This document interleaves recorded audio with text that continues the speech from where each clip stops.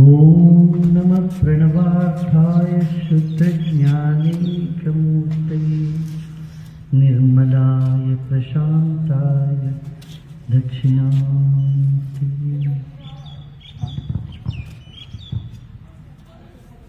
दुनिया में यदि एक मेडिकल साइंस है, वैद्यकीय पद्धति है जो पद्य रूप में है, तो वो तो आयुर्वेद है। बाकी सब गद्य में है, ये पद्य में है। पद्य निकलता है एक ऊंचे स्तर की चेतना से। जब हमारी चेतना का विकास होता है, वहां से पद्य की धारा निकलती है। इसीलिए मंत्र दृष्टारा कहा गया ऋषियों। ये मंत्र को देखा गया, ऐसे इन पद्यों को, श्लोकों को ऋषियों ने देखा है और उसको बैठ के उन्होंने दिमाग से सोच के छंदबद्ध नहीं किया, वो छंद से निकला है।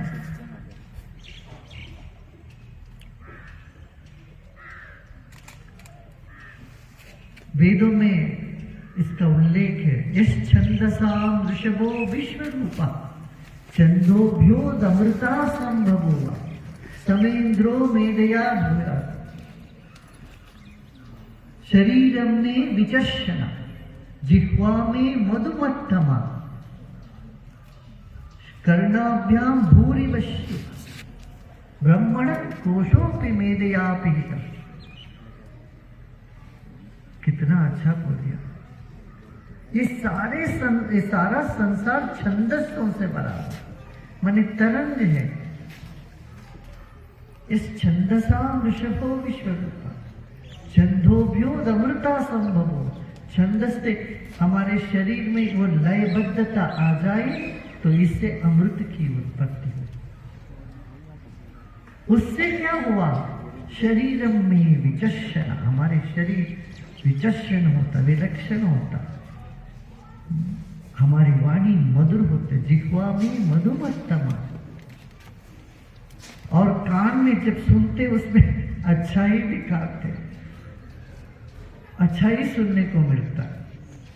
कोई खराब भी बोले हम उसमें से कुछ अच्छा निकाल लेते। ये भाव हमारे भीतर आता है।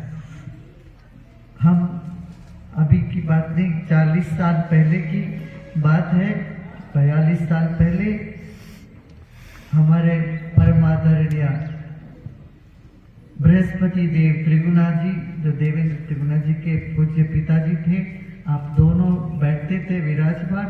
हम जाते थे मिलने, नाड़ी दिखाना तो बहाना था, और उनके साथ बैठ के उन्होंने ऐसी पद्य रूप में इतना ज्ञान देते थे, वो एक अनूठी बात थी।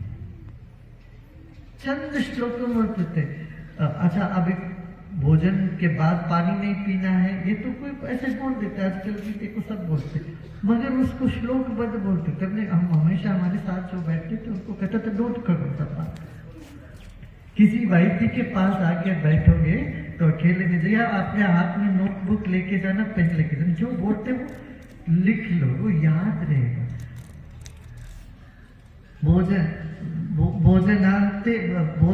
भोजनाग्रे भेषजं वारी भोजन मध्ये भेषजं वारी भोजनांते विषप्रदं वारी। इस तरह से पानी के बारे में, कैसे पानी पीना, कब पीना, ये सब ऐसे ही स्वास्थ्य वृत्त है, ऋतुचर्या है, ये सब पद्य रूप में जो है, इसको आप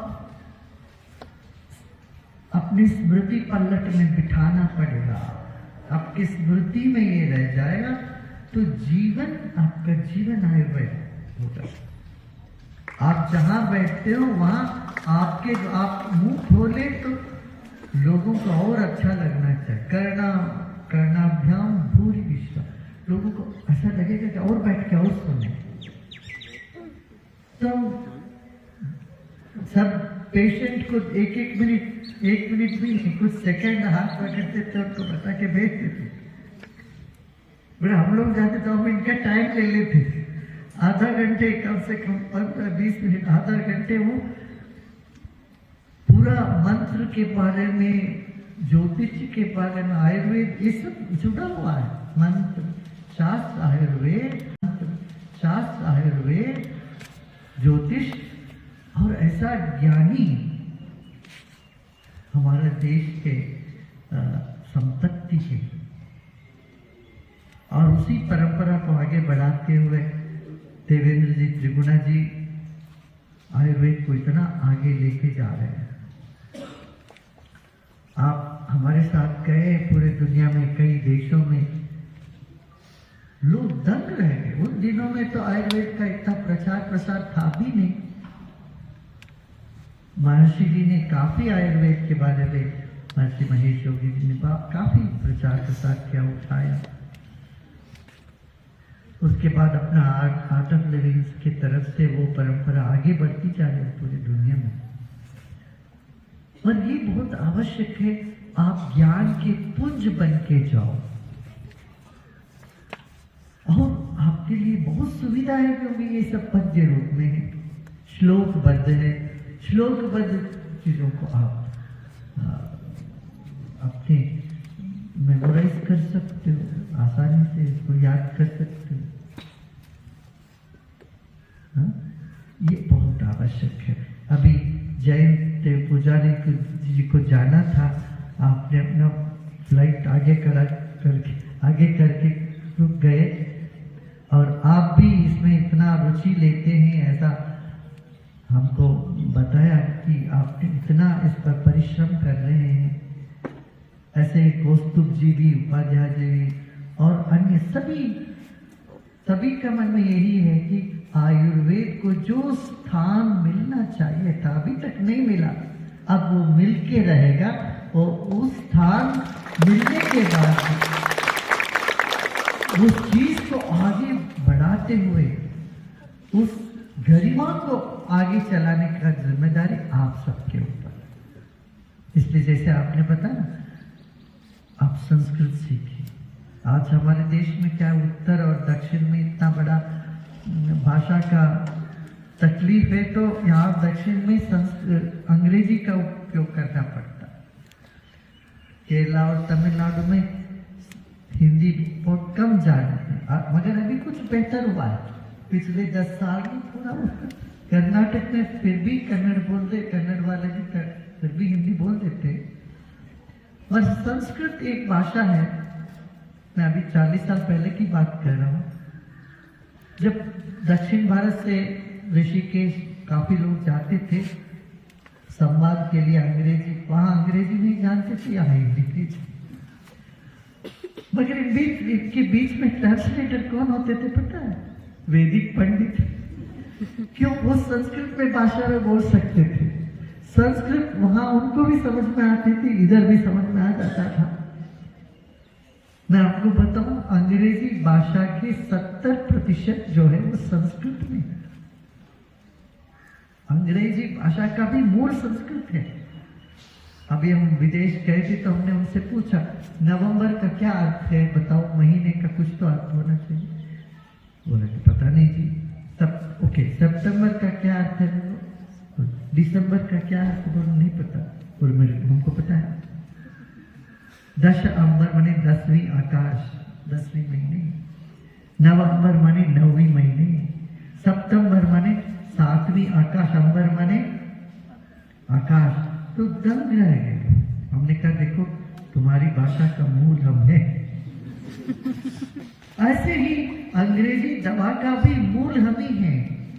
अंग्रेजी दवा आसमान से नहीं उतरा, उन्होंने हमारी जो मटेरिया मेडिका है, आयुर्वेद के मूल से कुछ इधर उधर चोरी करके लेके गए, उसमें से कुछ निकाल के मटेरिया मेडिका बनाया।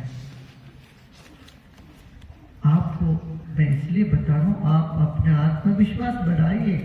आप जिस वैदिकीय परंपरा पद्धति में जुड़े हुए हो वो सबका बाप है, ये समझो। आप कम नहीं इतना, ये आपके मन में बैठना चाहिए। ऐसी हिम्मत के साथ, कॉन्फिडेंस के साथ आपको आगे बढ़ना। यहाँ एक चतुर्वेदी जी आया करते थे, 85 साल के थे। त्रिगुणा जी के भी बड़े अच्छे मित्र हैं। वो त्रिगुणा जी के भी बड़े अच्छे मित्र हैं। वो उनका शरीर शांत हो गया अभी कुछ साल पहले। वो यहाँ आया कहते थे, यहाँ ऋषिकेश से एक महात्मा हमारे पास यहाँ ठहरते थे। अंग्रेजी दवाखाने डॉक्टर ने देख के बताया आपको हार्ट का प्रॉब्लम है, आप मक्खन नहीं खाइए, और ये बोलते कि आपको कोलेस्ट्रॉल है, आप बिल्कुल घी तेल मक्खन कुछ नहीं खाना। हमारे वैद्य जी आए, वैद्य उनको बोले महाराज डट के खाइए आप मक्खन, कुछ नहीं होगा, आप डट के खाए। 2 साल बाद टाइम मैगजीन में आ गया front cover, butter is good for you, butter is good for heart patient. हमने कहा बाप रे, देखो 50-60 साल कितने लोगों को मक्खन से वंचित रहना पड़ा, कर दिया, वंचित कर दिया मक्खन से। ऐसे हमने अपना सब या वैद्यों को कहा था कि आप लोग ये कोविड के लिए कुछ तो निकालो, होगा ही सही। इन्होंने जब ये दवा निकला, हमने उसी को NOC-19 नाम दिया। अभी मुझे लग रहा है उसको कुछ बदल के देना चाहिए। अब कहते वो सारे वायरसेस को खत्म करते हैं। अपने यहाँ तो रिसर्च हुआ ही, स्टैनफोर्ड में उन्होंने लैबोरेटरी में दिखाया ये वायरस को खत्म कर दे। कोई भी वैक्सीन आज तक 60% से ज्यादा कामयाबी नहीं दिखी, और उसका साइड इफेक्ट्स तो बतेरे अब एक के बाद एक निकल रहा। आपने देखा होगा फाइजर का, वो आदमी बाहर आके बोलता है हमने इतना घोटाला किया इसमें, वो बोलते अपना बिना साइड इफेक्ट के अपना ये जो चीज है ये 100% वायरस को खत्म करती है। ये उन्होंने निकाला रिसर्च करके। ये कहते ना जल जब शंख से गिरता है तभी उसको तीर्थ मानते हैं। विदेश में वैसा ही है, हमारा जो भी है वो वहां मानते नहीं, वहां उनके यदि स्टैनफोर्ड या उनके यहाँ क्या कोई हार्वर्ड बोल दे, हाँ वो तो उनके लिए विरोध है। हमने कहा चलो वैसे ही कहो, उधर ही से पानी दिलवाया, उन्हीं के शंख से उन्हीं के सिर पर पानी छिड़काया। तो हमें युक्ति से और शक्ति से भक्ति से हमें आयुर्वेद को आगे लेके जाना, मगर उसके लिए क्या, आप स्तंभ हो, आपको तैयार होना चाहिए। तैयार करने के लिए आपको ये सब कंठस्थ करना चाहिए। चरक है, सुश्रुत है, अन्य ग्रंथ है, रसहृदय तंत्र है, रसे सिद्धि करिष्यामि निर्दारिद्र विदम जगत। शरीर में कोई दरिद्र, दुनिया में कोई दरिद्रता ना हो, ऐसे करे गौड़पादाचार्य का गोविंद पादाचार्य का तो रसहृदय तंत्र। तो आप अपने सिलेबस पर लिमिटेड मत रहिए, सिलेबस के आगे भी जो चीजें हैं उन सब चीजों को आप कंठस्थ करते जाइए। चलते फिरते उठते बैठते जब आप इन श्लोकों को, आयतों को आप याद करते रहेंगे, आप श्रेष्ठ वैद्य बनेंगे इस देश के, इस दुनिया के। जैसे देवेंद्र जी ने बताया, आपका भविष्य उज्जवल है, उज्जवल है। कहते वैद्यो नारायणो हरि। ईश्वर 3 लोगों में होते हैं, हमारे माता पिता में तो होते हैं, उसके अलावा क्या है, गुरु में, राजा में, वैद्य में। हम अभी प्राइम मिनिस्टर से मिले में यही बात उनसे कहा, वैद्य में, राजा में, गुरु में लोग भगवान देखते हैं।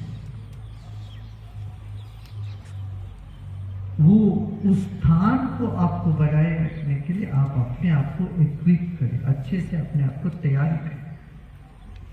जिस स्थान पर आप बैठोगे उस स्थान के योग्य आप अपने आप को बनाना हो, तो इस तरह के कार्यक्रमों में आपको भाग लेना है और पूरे रुचि के साथ अपना व्यक्तित्व को ऐसा निखारिए देखिए आपके साथ सिर्फ दवा नहीं, आपके साथ बैठ के बात करने में आनंद आता है। ऐसा आप अपना व्यक्तित्व बनाइए, ध्यान अवश्य करिए। ध्यान करने से मन प्रसन्न रहता है और प्रसन्न चित्त से आदि बीमारी तो वैसे दूर हो जाती है ना। तो मधुर भाषी प्रसन्न चित्त आप में बना रहे तो आपके रोगी का निदान और उनका परीक्षण और निदान बहुत सुगम रूप से होने लगेगा।